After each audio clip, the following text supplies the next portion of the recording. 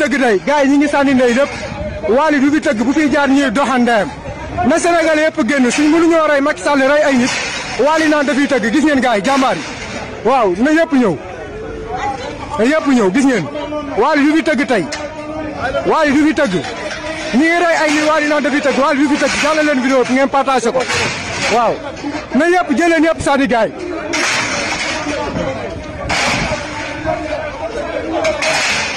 Wally du fi tëgg tey oo mais xaj yow ñu rey Sénégalais nga ñëw fi naan da ngay tëgg xoolal tubaab bi naan day wax Wally du fi concert tey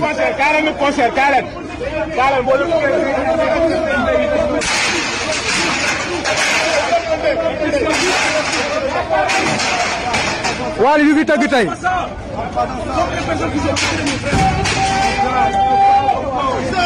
Wally bu fi jaaree gars yi dañ koy rey tey waaw bàyyi jël leen yëpp andi gis ngeen Wally Seck yow tu es vrai traiteur quoi yow ñi ngi rey ay nit ay xale yu ndaw nga ñëw fi naan da ngay tëgg concert quoi nekk leen ay nit yow ak Youssou Ndour yéen il faut ngeen bàyyi li ngeen di def quoi gars yi neen tey doo leen fi tëgg concert nekk leen ay nit waaw concert du fi am tey incha allahu taala oui gis ngeen buntu baa ngi nii yow ñi ngi rey Sénégalais nga naan da ngay def concert ah waaw jeex na ñu ngi nii yow ñu nekk si day ngeen da ngay concert état jox la xaalis pour nga ñëw fi pour influencer Sénégalais yi loolu du jàll. di leen ziare te di leen jox seen wàccuwaay di leen dalal seen YouTube di leen wax ngeen di abonné bu baax a baax ak di like vidéo yi like yi moom loo leen koy bës rek doyul quoi. gars yi gis ngeen ñi nga xam ne ñoom ñoo demoon fële ca soirée Wally Seck ba xawma concert la man nag duma leen woowee ay patriote duma leen woowee waa Pastef parce que xawma ñan lañ en tout cas ay drapeau Sénégal lañ yor te ci seen biiri wax dañoo wax ne Sénégal dafa am lu fa xew ñu rey fa ay nit ñu nekk ci naqar boobu pareeguñ Wally Seck ñëw di tëgg ci suñu côté comme ça ñoom nag ñu gis ne loolu daf leen a naqari ñu dem di manifester wu ci kanamu fa nga xam ne fa la affaire bi doon amee ba yëkkati ay bagages ya fa nekkoon di ko sànni ak di ko yàq ñun ñëpp tegandoo nañ ci seen bët man nag avant tout li may njëkk a wax mooy ñun fii ñun Sénégal ñun ñi fi dëkk juddoo fi yaroo fi ñun dañuy nekk di xëy di lijjanti fukki dërëm juróom tëñu Wally Seck ñëw fii tëgg concert am def ko entrée 25 000 ñu fexe ba lijjanti 25 000 dem jox ko ñun ñëpp ñu dajale suñuy 25 000 jox ko mu ñëw taxaw fecc looñu ba suñuy tànk toog mu dajale ay 25 000 am ay 50 000 am dem toog këram nga xëy suba di amaat problème mu ndékki nga dëkk bi metti ci yow ba nga jóge fi dem Europe di pour bëgg mu gën a neex bàyyiwu leen de mu jëlaat ay avion ànd ak i gaayam fekkaat leen foofu dajalewaat seeni 100 € ak seeni 200 € defaat ci poosam ñibbisiwaat Sénégal du Wally Seck kase dama wax tudd Wally Seck mais bépp artiste bu nekk fii Sénégal parce que man ni may dundee ñoom mooy man du ma dem seen concert du ma dem ci lenn li nga xam ne ñoom ñoo ko woote loolu nag man la quoi am na ñoo xam ne bu Wally Seck wootee dañuy dem bu Youssou Ndour wootee dañuy dem man amu ci kenn ku ma ci jaral déplacement comme nag ñi nga xam ne jaral na leen déplacement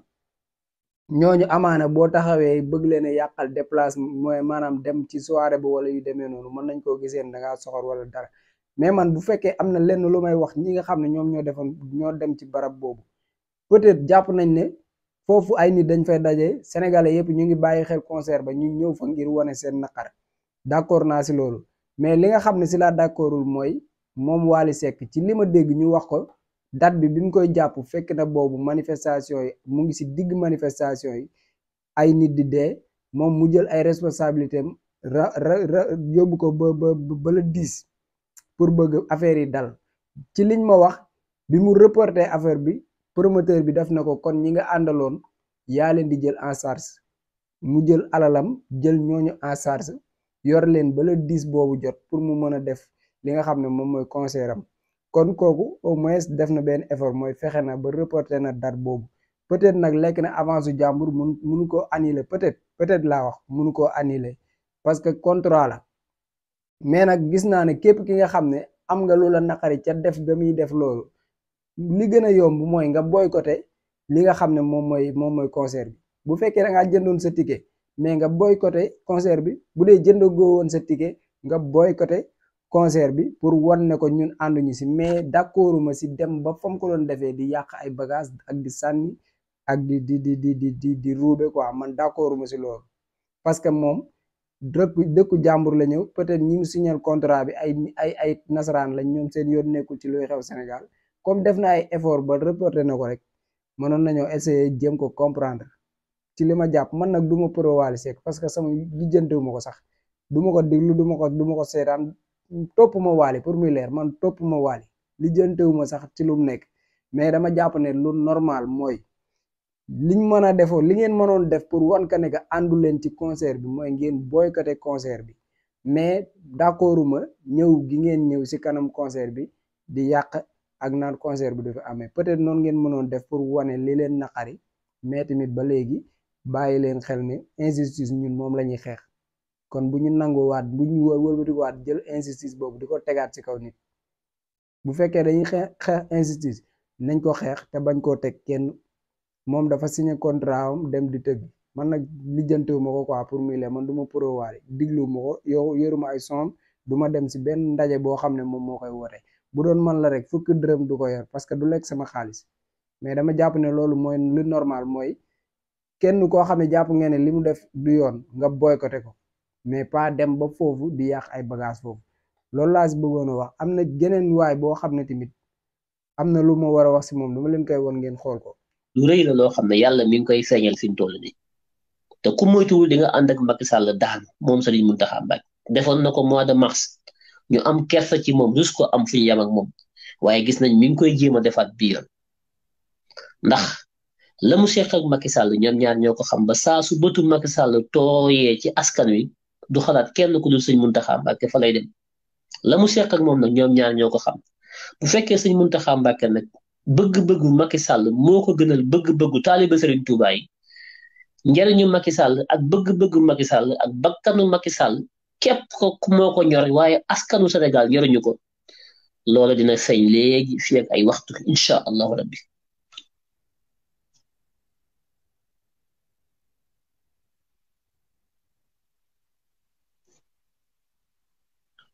may wax nag ne actuellement ni ci suba ba léegi ñu ngi négocier gannaaw bi Macky Sall demee démb ci Serigne Mountakha mu recevoir ko. bi mu ko recevoir li mu ko wax mooy Ousmane Sonko rebelle la ci MFDC la bokk, muy ñooñu di way fipp yi nekk ca Casamance bëgg moom seen indépendance. Ousmane Sonko ci ñooñu la bokk. lii la wax Serigne Mountakha ne ko toog na ak rebelle yi ñaari yoon yoo xam ne dalal nañ ko ci Casamance, mooy la Madiambal Diagne doon wax naan Ousmane Sonko ànd na ak Barthélémy Dias ñu dem toog ak waa MFDC Guinée Bissau, dem nañ fa ñaari yoon. waxi Madiambal jooju lu ñu planifié la, préparé ko ñoom Macky Sall tubaab yeeg ñoom ñëpp ñoo nekk ci ginnaaw pour takkal deru Ousmane Sonko. léegi Serigne Mountakha Mbacké moo ki desoon, il fallait ñu dugal ko ci mafia bi. ay patriotes yu bari di ko partagé. yéen nag lii rek laa leen di mere, mooy yéen xooloo leen nit ki ban façon nit la, xooloo leen yan façon kàddu lay génnee si làmmiñam. mais le fait que yéen mu ne Ousmane Sonko la àndal rek yéen nice quoi. gis ngeen kii nii da ngeen ko war a multiplier par 0, parce que man dama koy diglu lu baree bari day wax di tudd ay kilifa diine di manquer de respect. peut-être nag nekkul Sénégal, parce que boo xoolee ñu koy def ñi ci ëpp duñ nekk Sénégal. ñi ngeen ëpp di leen gis ñuy manquer de respect suñu kilifa diine yi nekkuñu Sénégal. gis nga boo amee say dëgg yooyu wax mën nga koo wax, mais pas manque de respect, parce que manque de respect weesuwul nga naan Serigne Mountakha moo desoon pour ñu dugal ko ci mafia bi. Serigne Mountakha du sa moroom booy wax ay dañ koy dugal ci ay mafia. Serigne Mountakha amul jotu mafia. Serigne Mbaye Sy Mansour amul jotu mafia. gis nga ñooñu boo leen di def seeni affaire ngeen génnee leen ci. man dama am ñoo xam ne man loolu yàlla moo ma ko dogale. man mënuma nekk nit koo xam ne dama naan la yow da nga ànd ak Sonko rek man noo mën a mel baax na, déedéet. man da ngay ànd ak Sonko ma xool ba xam jikko yi ma gis ci Sonko ba jàpp ko mu ngi si yow. bu nekkul ci Sonko bu lijjantewu ma la man, parce que man pro rek laay topp ma keneen. nga ànd ak moom ba pare di def ay def yoo xam ne sa waay da ngay ree ba tas, di wax ay wax yu ñàkk teggin. dama koy romb si TikTok bi lu bari gars yi di ko partagé, ay wax yu ñàkk teggin mu koy yëkkati di ko teg si kilifa diine yi. loolu man duma ko àndee kenn. lii laa doon dalee ci kaw Mollah Morgun, lii laay dalaatee ci sa kaw. même man gars yu bari topp ma leen de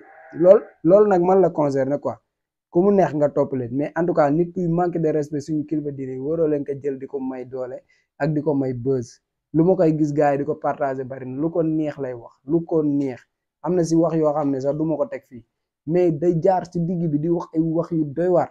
yéen ñu koy suivre xam ngeen li may wax bu baax ki respecté wul benn kilifa diine respecté wul benn kilifa diine lu ko neex lay wax te gis nga gars yi nii am na si ñoo xam ne wax lu dul dëgg fen dañ ko mën dañuy naan sëñ bi lii la wax Macky